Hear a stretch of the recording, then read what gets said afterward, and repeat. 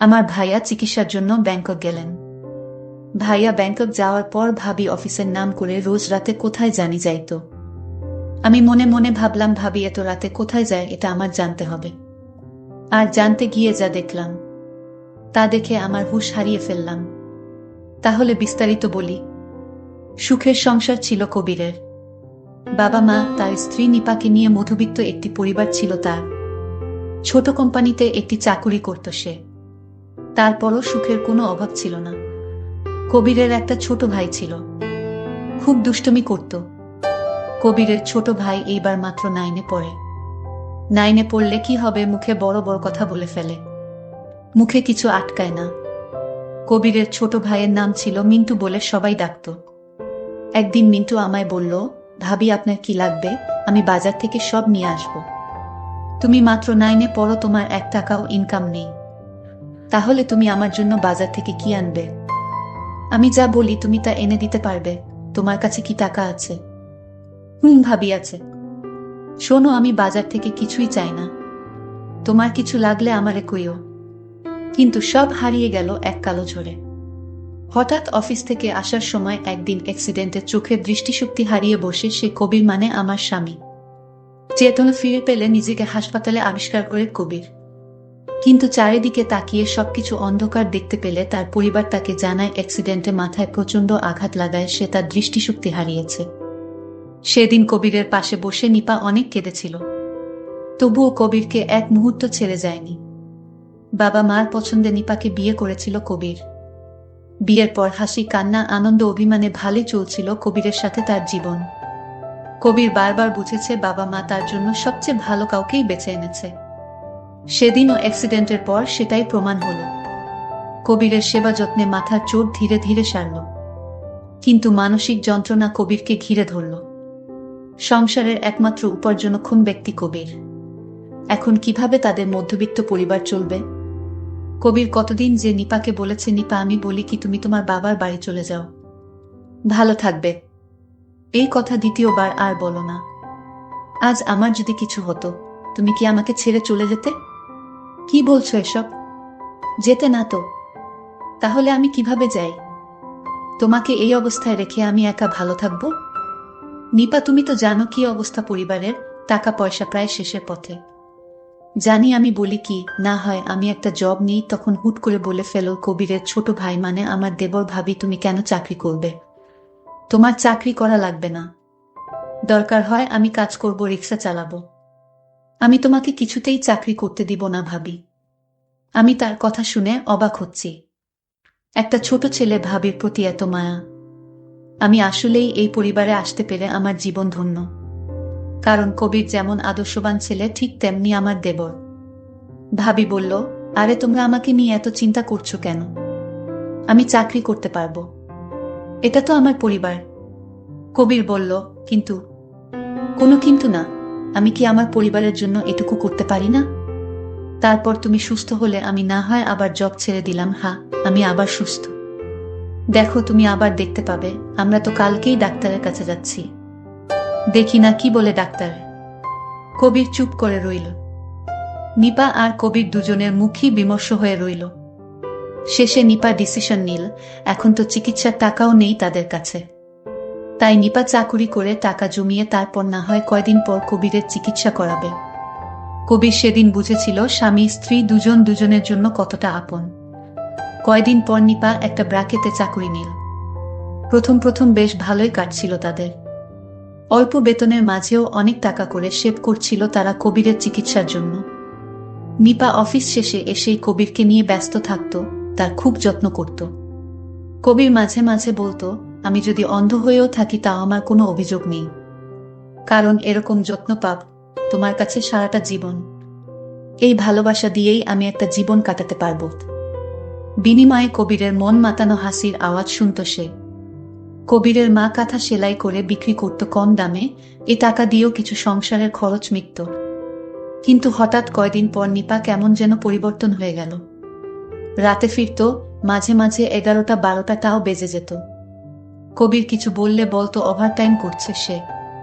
টাকাও জমাতে পারছিল না, আর ওভারটাইম করেও কবিরের বাবা মা বললে বলতো, এত রাতে হেঁটে না এসে সিএনজিতে আসি, তাই একটু খরচ বেশি হয়। কিন্তু কিছুদিন পর থেকেই যখন ওভারটাইমের টাকা পাবো তখন আর সমস্যা হবে না। কিন্তু কবিরের আর সেই কিছুদিন আসলো না। কবিরের উপরও কেমন যেন কবিরের যত্ন আদি কমে যাচ্ছিল। অফিস থেকে দেরি করে ফিরেই সে কবিরকে ক্লান্ততা দেখিয়ে শুয়ে পড়ত। কত রাত যে কবির নিদ্রাহীন কাটিয়েছে তার ঠিক নেই। কিন্তু মনকে সান্ত্বনা দিত নিপা তো এসব তার জন্য, তার পরিবারের জন্যই করছে। কবিরের বাবা মা বৃদ্ধ হলেও বেশ বুঝেছিল কবিরের আশায় থাকলে ছেলের চিকিৎসা হবে না। একদিন তারা কবিরকে এসে বলল, বাবা, আমরা কালকে তো ভিসা পাসপোর্ট করাতে যাব। সামনের মাসে তুই যাবি চিকিৎসার জন্য। কিন্তু বাবা, এত টাকা তুমি কোথায় পেলে?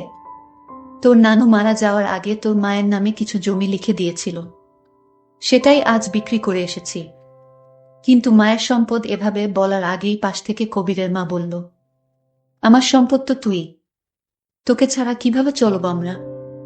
নিপা বাসায় এলে তাকে জানালেও সে কিছু বলল না তেমন। শুধু বলল, বেশ ভালোই, তুমি জলদি যাও, তোমাকে ছাড়া কিভাবে যাব আমি? আরে হো, আমি গেলে কেমন হবে? তাহলে চাকুরি করব কিভাবে আর পরিবারের খরচ মিটাব কিভাবে? হ্যাঁ, ঠিকই বলেছ। বিদেশে আসলো কবির। এয়ারপোর্ট অব্দি সে কবিরের সাথে নিয়েছিল সে। নিপা সাহস জুগিয়েছিল তাকে। বাবা মা সবার থেকে বিদায় নিয়ে সে বিদেশে এসেছিল চিকিৎসা করাতে। আজ 5 মাস পর সে সুস্থ হয়ে দেশে ফিরছে। ভিতরে কথা হয়েছে কবিরের সাথে বাবা মার সাথে ফোনে, কিন্তু কবির বলেনি সে সুস্থ হয়ে গেছে। ভেবেছে সামনাসামনি সারপ্রাইজ দেবে, কিন্তু কে জানতো আজ নিজেই এত বড় কিছুর সম্মুখীন হবে। কবির বিদেশ চলে গেল চিকিৎসা করতে। এইদিকে নিপার শ্বশুর শাশুড়ির সাথে আচরণ খারাপ করতে লাগলো। আগের মতো শ্বশুর শাশুড়ির কথা শোনে না, আগের মতো টাকা পয়সা দেয় না। কেমন জানি হয়ে গেছে নিপা। তার দেবর একদিন তার ভাবিকে জিজ্ঞাসা করেছিল, ভাবি, তুমি এখন দেরি করে অফিস থেকে আসো কেন? আগে তো খুব তাড়াতাড়ি আসতে, আমার সাথে গল্প করতে, আমায় লেখাপড়া করার জন্য উপদেশ দিতে। এখন তুমি আমায় আগের মতো আমার সাথে গল্প করো না, লেখাপড়ার কথাও বলো না, ভাইয়ার খুঁজও তেমন রাখো না। কি হয়েছে ভাবি তোমার? আমি যখন ভাবিকে এই প্রশ্ন করলাম, ভাবি তখন রাখে আমাকে তাপ্পড় মারল। আমি সঙ্গে সঙ্গে কেঁদে দিলাম, আমার চোখ দিয়ে পানি পড়ছে। আমার কান্নাটা কিছুতেই থামাতে পারছিলাম না। হঠাৎ আমার কান্নার আওয়াজ শুনে মা দৌড়ে আসলেন। কি হয়েছে বাবা তোর, তুই কাঁদছিস কেন? মা, ভাইয়ার কথা মনে পড়ছে তাই কান্না করছি। মা বলল, তোর ভাইয়া ভালো হয়ে যাবে, চিন্তা করিস না, আর কান্না করিস না। আমি আমার মাকে মিথ্যা বলেছি। আমি যদি বলতাম যে ভাবি আমাকে মারছে, তাহলে হয়তো মা এবং ভাবি দুইজনও কষ্ট পেত, তার চেয়ে বরং আমি একাই কষ্টটা পাই। তারপর আমি সিদ্ধান্ত নিলাম, ভাবি আগে এরকম ছিল না, এখন কেন এরকম করছে এটা আমাকে খুঁজে বের করতে হবে। ভাবি সকালে নাস্তা না খেয়ে অফিসে চলে গেলেন। আমি ভাবিকে কিছু বলিনি, কিন্তু আমি ভাবির পরে আমিও গেলাম। দেখি ভাবি কোথায় যায়। আমি অনেক দূর থেকে দাঁড়িয়ে দেখলাম একটা রাইস হোটেল ঢুকলো, আর এখানে ভাবি 2 প্লেট রুটির অর্ডার দিল। সাথে আরেকজন ছিল, সেটাকে আমি চিনতে পারিনি। শুধু দেখলাম ভাবি তাকে নিয়ে একসাথে রুটি খাচ্ছে আর গল্প করছে। আমি দেখে বাসায় ফিরলাম। আমার মনটা খুব খারাপ হয়ে গেল। আমার মা জিজ্ঞেস করলো, বাবা তোকে এরকম মনমরা দেখাচ্ছে কেন? মা, কিছুই হয়নি, মাথাটা ব্যথা করছে তাই শুয়ে রইলাম। আমার মা আমাকে বলল, বাবা তোর ভাইয়াকে বাঁচাতে আরো 2 লাখ টাকা লাগবে। কেন মা, আরো টাকা লাগবে? এত টাকা এখন কোথায় পাবো? আচ্ছা, ভাবি তো এখন অনেক টাকা বেতন পাচ্ছে চাকরি করে, ভাবি আসুক দেখি কি করা যায়। বলতে বলতেই ভাবি হাজির। ভাবিকে বললাম, ভাবি ভাইয়াকে সুস্থ করতে নাকি আরো অনেক টাকা লাগবে। ভাবি তুমি তো চাকরি করছো, কিছু টাকা দাও, ভাইয়াকে সুস্থ করে তুলি। ভাবি বলল, আমি কয় টাকা বেতন পাই যে আমি তোমার ভাইয়াকে দিব? যে টাকা বেতন পাই সে টাকা আমার নিজেরই হয় না। এমন টাকা টাকা করবে না, বুঝলে? আমি ভাবির কথা শুনে অবাক হলাম। যে ভাবি একদিন এই সংসারের সকল খোঁজ খবর রাখত, আর সেই ভাবি কিনা সংসার থেকে দায়িত্ব ছেড়ে দিতেছে। বিষয়টা খুব দুঃখজনক। কিন্তু ভাবির এমন পরিবর্তন কেন হলো এটা আমাকে জানতেই হবে। এটা না জানা পর্যন্ত আমার পেটের খাবার হজম হবে না। পরদিন ভাবি যখন অফিসে গেল তখন আমি লক্ষ্য করে গেলাম ভাবি অফিসে না গিয়ে দেখলাম একটা নির্জন জায়গায় গেল। সেখানে আমি দূর থেকে লক্ষ্য করলাম ভাবি যেন কার সাথে কথা বলছে, হাঁটছে। আমার ভাবিকে কেন জানি সন্দেহ হলো। ভাবি এখানে কেন এলো? তাহলে ভাবি চাকরি করে না, চাকরির নাম করে বাসা থেকে বের হয়। এসব ভাবতে ভাবতে বাড়িতে চলে গেলাম। বাড়ি যেতেই মা বলল, বাবা তোর ভাইয়াকে কে জানি টাকা দিয়ে দিচ্ছে, তোর ভাইয়ার সমস্ত চিকিৎসা কে জানি করাবে, তোর ভাইয়ার বন্ধু হতে পারে। আমি মাকে বললাম, মা সত্যি বলছো? সত্যি, তুই আসার আগেই ফোন করে জানিয়েছিল। আমি শুনে খুশি হলাম, কিন্তু আমার মা আমাকে জিজ্ঞেস করলেন, বাবা তুই মনমরা কেন? না মা, আমার কিছু হয়নি, এমনি কিছুই ভালো লাগছে না।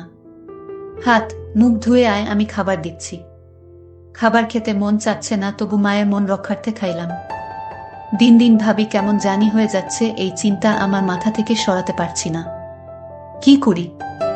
কিন্তু একটা কথা মাথা থেকে নামাতে পারছি না, ভাইয়াকে এত টাকা কে দিল? কি অদ্ভুত ব্যাপার। হঠাৎ ভাবির কণ্ঠ শুনতে পেলাম। মা বলল, বুমা অনেক পরিশ্রম করে আসছো, কিছু খেয়ে নাও। না মা, আমি খাবো না, আমার খিদে নেই। এই বলে ভাবি রুমে গিয়ে শুয়ে পড়ল। তো আমার কিছুতেই ঘুম আসছিল না, মাথায় চিন্তা আসছিল। ভাবি আসলে কি করে, ভাবি এমন হলো কেন?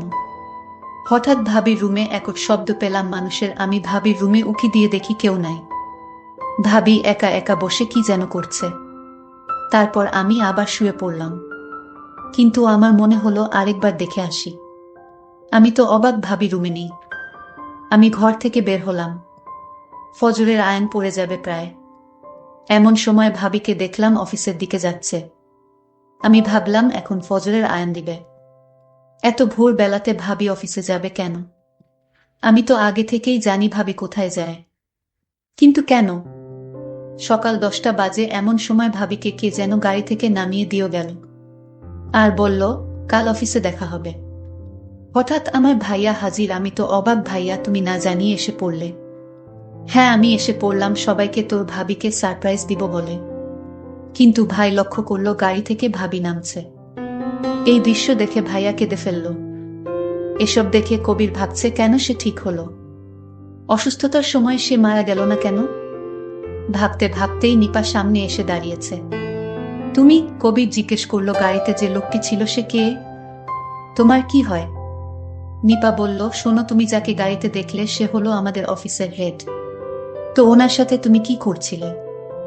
উনি আমাকে বাসায় পৌঁছে দিয়ে গেল। কেন তুমি অন্য গাড়ি দিয়ে আসতে পারোনি? না, আমি অন্য গাড়ি দিয়ে আসতে পারি না। কেন আসতে পারো না? সকল জবাব কি তোমারে দিতে হবে? এই কথা বলার সাথে সাথেই ভাইয়া ভাবিকে একটা থাপ্পড় মারে। ভাবি তখন কেঁদে কেঁদে বলল, বাহ, এখন সুস্থ হয়ে শক্তি বেড়ে গেছে। ভাবি তখন বলতে লাগলো, জানো, আমি অফিসে কোনো চাকরি করিনি।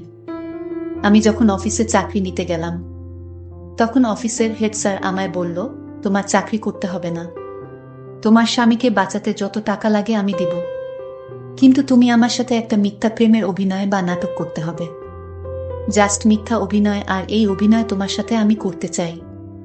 তুমি যদি আমার সাথে মিথ্যা নাটক করো, তাহলে আমি তোমার স্বামীর সকল খরচ আমি দিব। আমি হেড স্যারকে জিজ্ঞেস করেছিলাম, স্যার, আমি আপনার সাথে অভিনয় বা নাটক করলে আপনার লাভ কি? স্যার তখন বলল, আমি এই নাটক বা অভিনয়টা আমি আমার প্রেমিকাকে দেখাবো। তার জবাবে আমি জিজ্ঞেস করলাম, দেখালে কি হবে? সে হয়তো আমার কাছে ফিরে আসতে পারে। আমি জানতে চাই সে আমাকে সত্যি ভালোবাসে কিনা। যদি আমার সাথে তোমারে দেখে, তাহলে আমার প্রেমিকা যদি আমাকে সত্যি ভালোবাসে এবং বিয়ে করতে চায়, তাহলে সে আমার কাছে আসবে। কারণ কোনো নারী চায় না তার স্বামী অন্য কারো হয়ে যাক। আমি বলেছিলাম, স্যার আমি পারবো না, আমাকে চাকরি দিয়ে দেন। স্যার বলেছিল, চাকরি করে যে টাকা পাবে সে টাকা দিয়ে তোমার স্বামীকে সুস্থ করে তুলতে পারবে না। আর তাই আমি নাটক করতে রাজি হয়েছিলাম। এটা কি আমার অপরাধ? শুধু তোমাকে সুস্থ করে তোলার জন্য আমি নাটক বলো আর অভিনয় বলো আমি করেছিলাম। ভাবির কথা শুনে আমি হাও মাও করে কেঁদে ফেলি। ভাবি, তুমি সত্যিই মহান। আমি তোমাকে ভুল বুঝেছিলাম। আর ভাইয়া ভাবিকে বলল, নিপা তুমি আমাকে ক্ষমা করে দাও, আমি বুঝতে পারিনি। নিপা বলল, স্বামীর পায়ের নিচে স্ত্রীর বেহেশত। আমার ভুল হলে আপনি ক্ষমা কইরেন।